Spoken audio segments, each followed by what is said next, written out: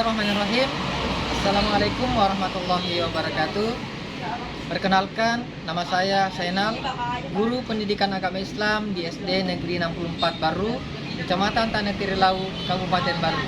Sekaligus mahasiswa PPG dalam jabatan batch 2 tahun 2024 di LPTK Ujung Salat 3. Pada hari ini, Selasa, tanggal 28 Januari tahun 2025, saya akan melaksanakan praktek uji kinerja di kelas 5 fase C SD Negeri 64 Baru dengan materi kisah istimewa Paskibraka. Berikut video uji kinerja saya. Selamat menyaksikan. Assalamualaikum warahmatullahi wabarakatuh. Bismillahirrahmanirrahim. Assalamualaikum warahmatullahi wabarakatuh.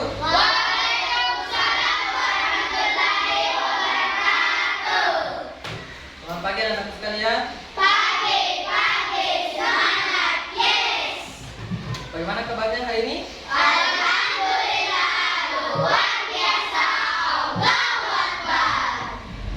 Alhamdulillah, pada pagi hari ini kita masih diberikan kesehatan oleh Allah Subhanahu wa taala sehingga bisa bertemu untuk pelajaran agama Islam di kelas 5 yang pertama.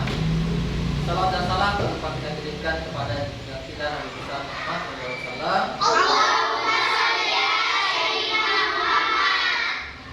Nabi sebagai contoh teladan bagi kita semua. Sebelum kita masuk ke pelajaran, dulu marilah kita bersama-sama membaca doa yang akan dipimpin oleh anak-anak kelas. Silakan kita. Siap, Kak. Marilah kita bersama-sama baca doa sebelum belajar. Doa mulai. Bismillahirrahmanirrahim. Rabbi zidna ilma warzuqna fahma. Selanjutnya, marilah kita bersama-sama menyanyikan lagu wajib kita yang akan dipimpin oleh teman kita Nia. Silakan dipimpin teman. Berdiri siap, gerak.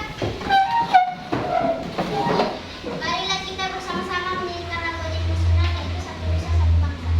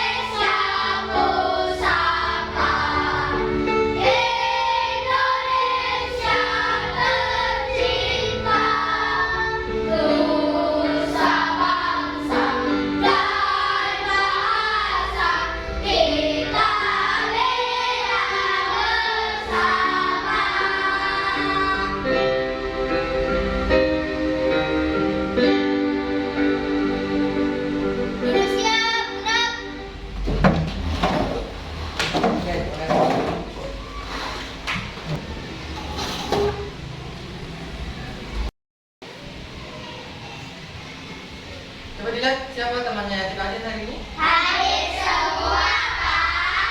Alhamdulillah, kita hadir semua untuk belajar sama.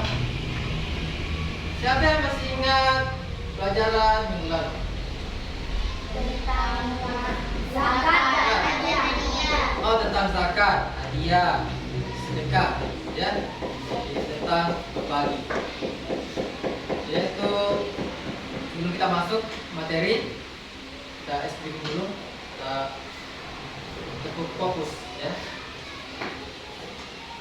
Tahu tekuk fokus? Tahu. Oke, tekuk fokus. Melihat, mendengar, mengingat, fokus. Jadi supaya kita fokus, kita fokus dulu. Selanjutnya adalah kita bersama-sama baca surah An-Nasr, ya, sesuai dengan materi pembelajaran kita hari ini, itu peristiwa Fathu Makkah. Silakan dipimpin namanya Pak Sakit. Bismillahirrahmanirrahim. Iza jaa nasrullahi wal fath. Sadaqallahul azim. Ya, terima kasih. Baik, Pak.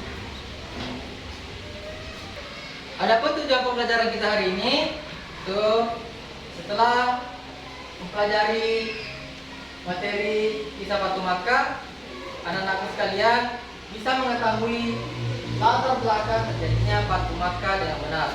Apa yang menyebabkan terjadinya peristiwa Fathu Makkah. Yang kedua, anak-anakku sekalian melalui kerja kelompok bisa menemukan perilaku terpuji, perilaku apa yang bisa kita ambil dari peristiwa Fathu Makkah yang kita bisa aplikasikan dalam kehidupan kita sehari-hari. Coba saya tanya, bagaimana kira-kira rasanya jika janji seseorang dilanggar? Sedih, lagi kecewa, marah. Ada yang berjanji sama kita, akhirnya tidak ditepati. Mungkin lupa, atau memang sengaja tidak ditepati. Bagaimana perasaan kita? Kecewa, ya, marah. Selanjutnya marilah kita menyaksikan video pembelajaran yang sesuai dengan materi kita untuk kisah Fathu Makkah. Fathu Mekah, pembebasan kota Mekah.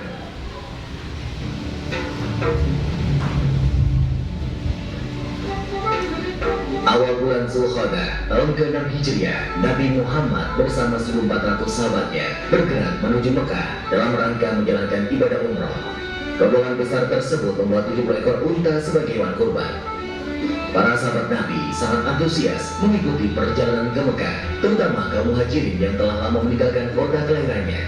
Namun, perjalanan mereka terhenti di wilayah Hudaybiyah, 22 km arah barat kota Mekah. Di Hudaybiyah, beberapa orang Quraisy bertanya tentang keperluan rombongan Nabi datang ke Mekah. Utusan Nabi Muhammad menjelaskan bahwa kedatangan mereka bukan dalam rangka penyerbuan, tetapi untuk menjalankan ibadah umroh, menyembelih kurban, dan setelah itu kembali ke Madinah. Namun, orang-orang Quraisy tetap bersikeras menolak kedatangan Nabi Muhammad dan para sahabatnya. Melihat penolakan orang-orang Quraisy, Nabi Muhammad mengutus Utsman bin Affan menemui para pemimpin Mekah dan menjelaskan tujuan kedatangan mereka. Utsman bin Affan diperlakukan dengan baik oleh para pemimpin Mekah. Bahkan, para pemimpin Mekah mengizinkan Utsman untuk melakukan tawaf di Ka'bah. Tapi tanpa Nabi Muhammad dan para sahabatnya, Utsman menolak tawaran tersebut. Para pemimpin Mekah tetap menolak kedatangan Nabi Muhammad dan para sahabatnya. Oleh karena itu, dilakukan perundingan antara kaum muslim dan Quraisy Mekah.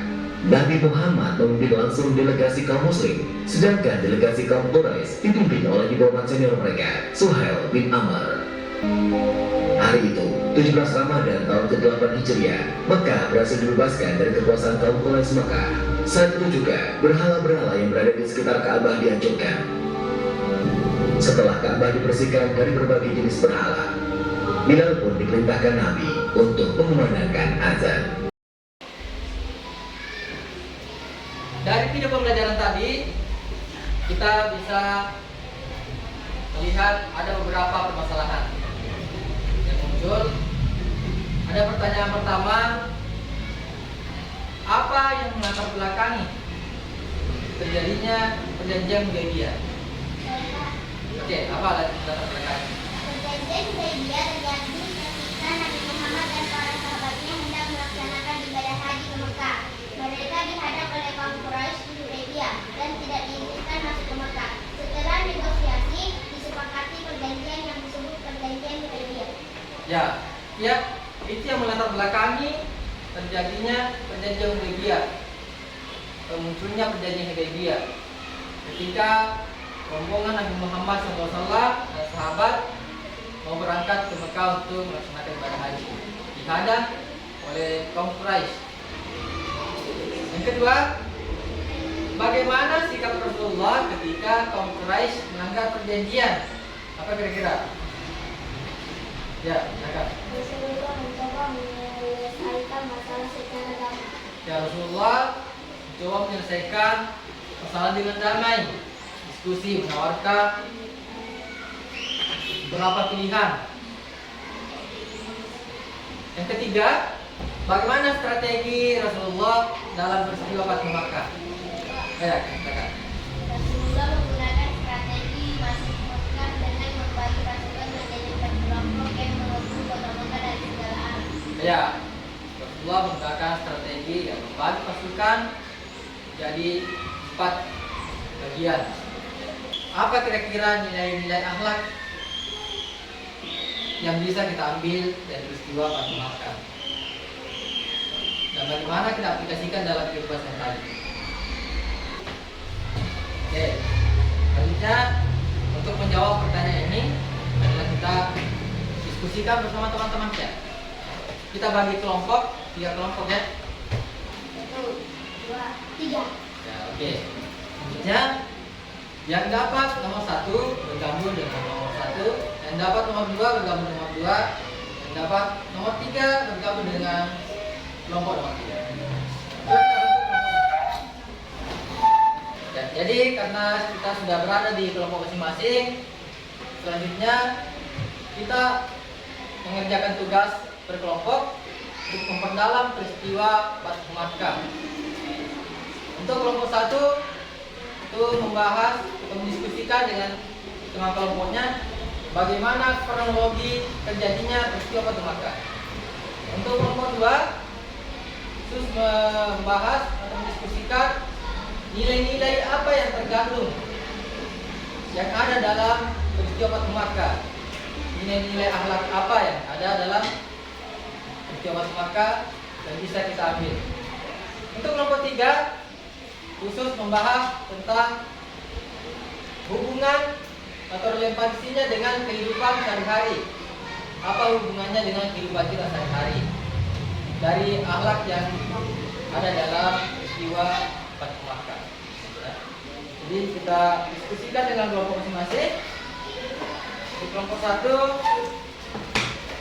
membahas tentang kronologi bagaimana terjadinya peristiwa Fathu Makkah. Membahas tentang nilai-nilai yang terkandung, nilai-nilai apa yang ada dalam peristiwa Fathu Makkah. Kelompok 3 kita membahas tentang hubungan akhlak mulia yang ada dalam peristiwa Fathu Makkah dengan kehidupan kita sehari-hari. Apa hubungannya? Contoh-contohnya. Akan didiskusikan dengan kelompok masing-masing. Kita kasih waktu 20 menit ya. Silakan diskusikan. Catat dengan baik. Apa hasil diskusinya? Dan nanti kita presentasikan di depan kelas. Silakan diskusikan. Misalnya, apa pesannya? Kami catat.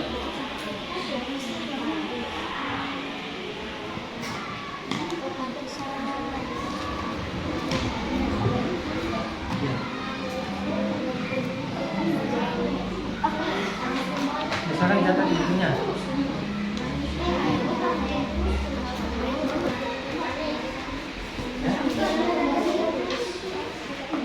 Di bukunya. masih.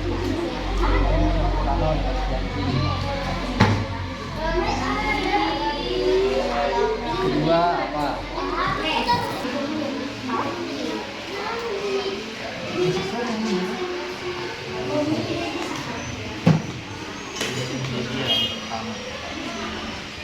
Ini apa nih?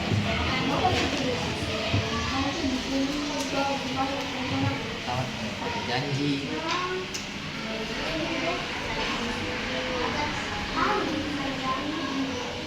Karena sudah selesai diskusi dengan kelompok masing-masing, selanjutnya kita presentasi di depan kelas hasil diskusi yang telah kita lakukan di masing-masing kelompok. Sebelumnya kita ice breaking ya. Ice breaking dulu. Ice breakingnya begini, kuncinya kalau ada kata guru berkata, ada kata guru berkata, kita laksanakan perintahnya. Contohnya, guru berkata, silakan berdiri. Kita berdiri. Guru berkata, pegang kepala. Pegang kepala. Kalau tidak ada guru berkata, jangan lakukan. Oke. Kita mulai ya. Ya, kita bisa lihat apakah konsentrasi atau tidak. Guru berkata, silakan berdiri.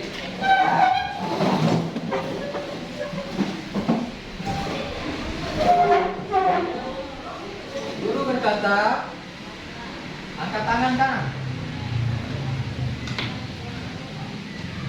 Guru berkata, turunkan tangan kanan.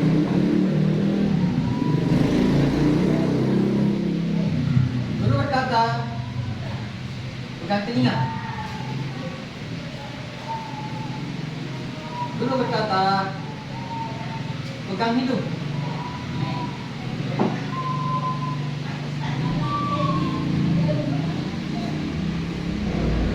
Turunkan tangannya. Oke, banyak yang tidak konsentrasi ya. Kalau tidak ada, guru berkata jangan. Salah. Guru berkata, angkat tangan kiri. Guru berkata,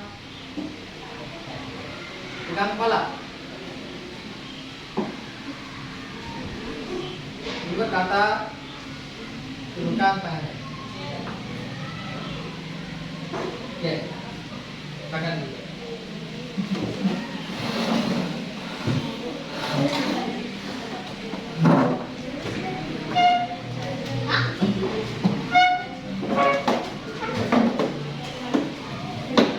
Nah, berarti tidak ada konsentrasi. Apa itu semua? Tidak ada guru berkata. Ya? Tadi instruksinya, kalau ada kata guru berkata, laksanakan. Kalau tidak ada, jangan lakukan. Jadi tidak ada yang konsentrasi. Oke, apa ya? Utang untuk kita semua. Jadi dulu langsung menguji konsentrasi kita. Supaya bisa konsentrasi.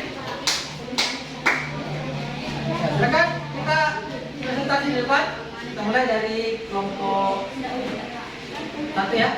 Kelompok 1, silakan. Assalamualaikum warahmatullahi wabarakatuh. Waalaikumsalam warahmatullahi wabarakatuh. Kami dari kelompok 1 ingin mempresentasikan hasil diskusi kami. Izinkan kami memperkenalkan diri. Saya Nanda Dinara. Saya Tiadatul Najwa. Saya Muhammad Akbar. Saya Muhammad Ismail. Saya Robert. Kronologi peristiwa Fatimah. Pertama, latar belakang peristiwa Fatimah bermula dari penantang berdiri Indonesia oleh kaum Quraisy. Kedua, tindakan Rasulullah SAW adalah Rasulullah mengirim utusan kepada Quraisy untuk menyelesaikan masalah sepertahanan yang Rasulullah mengumpulkan 10.000 pasukan dari kalangan sahabat dan kaum muslimin di Madinah. Itulah tadi hasil diskusi kami dari kelompok 1. Siapa tahu ada yang mau bertanya dari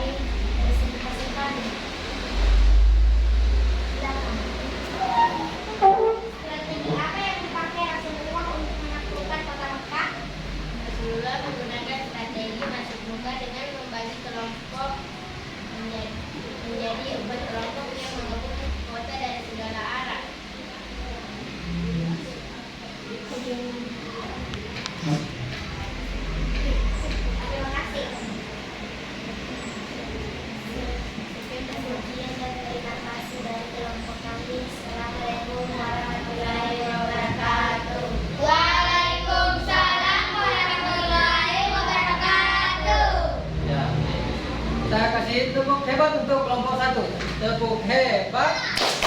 Kamu hebat, saya hebat, semua hebat, hebat. Oke, terima kasih untuk kelompok 1. Silakan kembali. Selanjutnya kita persilakan untuk kelompok 2 untuk mempresentasikan hasil diskusi dari kelompoknya. Silakan. Assalamualaikum warahmatullahi wabarakatuh.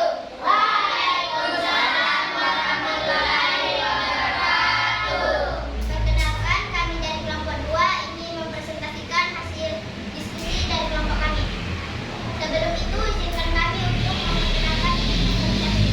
Saya Anisya Yuswafin, saya adalah Alata, bahwa Yuswafin, dan saya Alkadir Muhammad Syukri. Nilai-nilai yang terkandung pada kisah Fathu Mekkah mencerminkan banyak ajaran mulia. Di antaranya, pertama, menepati janji. Pentingnya memegang teguh perjanjian, karena melanggar janji dapat merusak hubungan dan kepercayaan. Dua, menebar kasih sayang. Islam sebagai agama kasih sayang tercermin pada dalam pendekatan damai Rasulullah kepada penduduk Mekah. Siapa tahu dari kelompok lain ada yang ingin bertanya tentang hasil kerja kelompok kami persilahkan. Saya mau bertanya, silakan. Mengapa kita harus menepati janji? Karena menepati janji adalah ciri-ciri orang beriman. Terima kasih. Sekian dari kelompok kami. Bila ada kesalahan mohon dimaafkan. Wassalamualaikum warahmatullahi wabarakatuh. Waalaikumsalam warahmatullahi wabarakatuh. Kita kasih tepuk hebat untuk kelompok 2. Tepuk hebat. Kamu hebat, saya hebat, semua hebat, hebat. Terima kasih untuk kelompok 2. Silakan.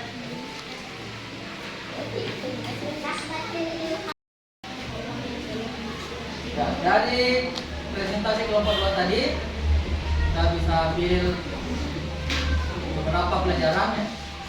Ada nilai-nilai yang terdapat dalam kisah Fathu Mekkah. Ada menepati janji, ada rendah hati. Sebagai umat Islam kita harus rendah hati. Meskipun kita punya, kita tidak boleh menyembuhkan diri. Seperti yang dilakukan Rasulullah, mempunyai banyak pasukan, tapi tidak menyembuhkan diri. 10.000 pasukan, 10.000 pasukan bukan jumlah yang sedikit, ya. Tapi menaklukkan kota Mekah dengan jalan yang damai, tanpa ada kerusakan apapun. Sama tadi kelompok 1 dari presentasinya tentang kronologi terjadinya Fathu Mekkah, dijelaskan juga strategi yang dilakukan oleh Rasulullah untuk memasuki kota Mekah, membagi pasukan menjadi 4 kelompok. Ya. Jadi selanjutnya kita mengerjakan tugas individu, bukan tugas asesmen akhir pembelajaran. Apakah kita sudah mengerti atau belum dari materi yang sudah kita pelajari hari ini tentang kisah Fathu Mekkah?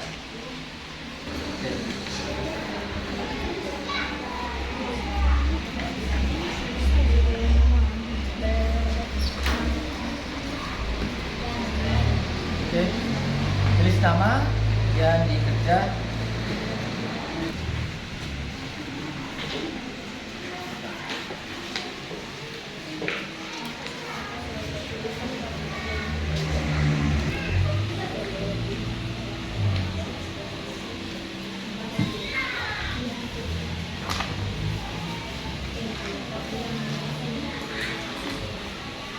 Jangan lupa tulis nama masing-masing dan bekerja soalnya dengan materi yang sudah kita pelajari hari ini.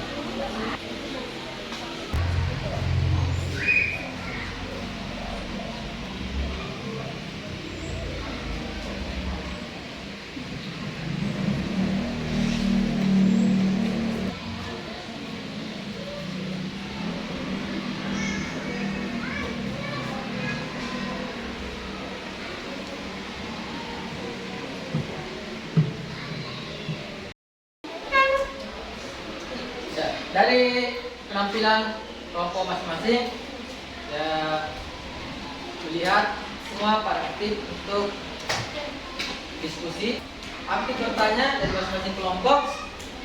Itu yang kita butuhkan dalam kerja kelompok, harus aktif semua, ya.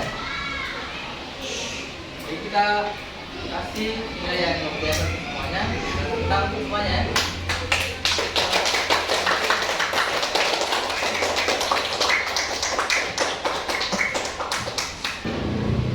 Jadi bagaimana pelajaran kita hari ini? Menyenangkan. Semangat untuk hari ini.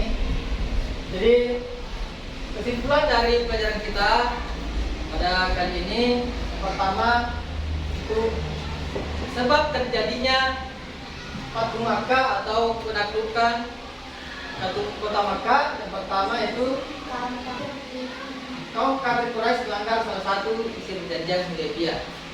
Itu yang menyebabkan terjadinya Fathu Makkah.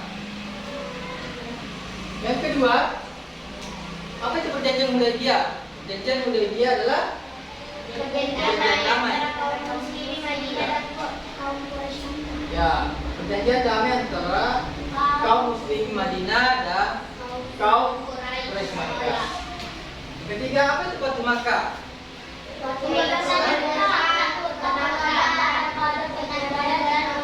Ya, itu ya.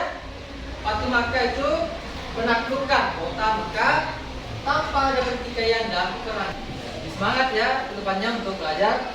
Insyaallah untuk pelajaran berikutnya kita akan mempelajari materi tentang haji wada.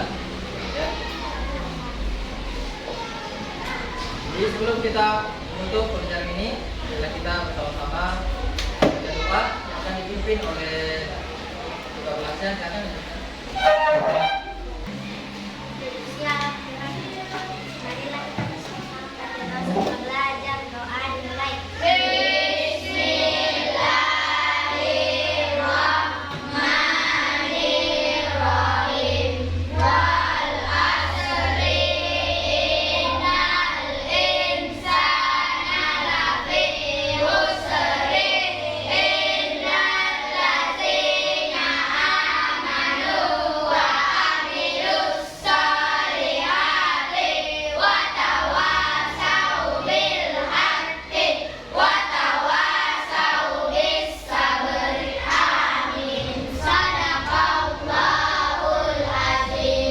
Dari salam kepada Pak Guru.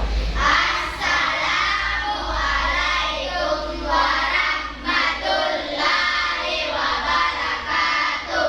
Terima kasih Pak Guru. Guru akan kami sukses. Kami sayang Pak Guru. Waalaikumsalam warahmatullahi wabarakatuh. Sukses untuk semua anak sekalian. Terima kasih.